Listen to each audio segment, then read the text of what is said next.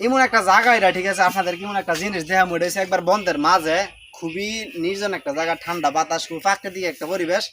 তো আপনাদেরকে এমন একটা জিনিস দেয়া মু ফার্স্ট দেয় নাই,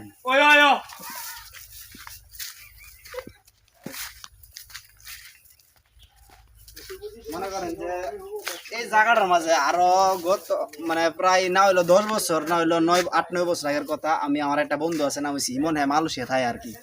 আমি আর হ্যাঁ আগে মনে করেন যে অনেক দুষ্ট ছিলাম, আমি এলাকা আগে মানে খুব দুষ্টামি করছি, দুজনে মাছ মারতে আসছিলাম এই বন্ধের মাঝে, পুরোটা কিন্তু বন্ধের মাঝে মাছ মারতে আসছিলাম। পরে মনে করেন যে এমন খিদা লাগছে ভাই, আপনার লাগে করলে তো সমস্যা নাই, বন্ধু বান্ধব মানুষ, এমন খিদা লাগছে এবার কি করাম। পরে হ্যাঁ আসি অনেক, মানে হ্যাঁ অনেক দুষ্ট আছি না, অনেক দুষ্ট আছিলাম।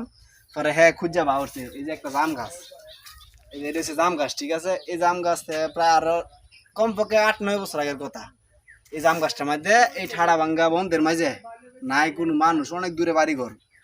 জাম গাছ মনে করেন যে খুঁজা বাহরছে, যায় দেখি জাম মনে করেন যে ফাইকা কাইল্লা হয়ে রয়েছে, পুরা গাছ বের রয়েছে। হ্যাঁ তো দেখে কি খুশি, পরে আমার আর ডাহে করিয়া নাইরো।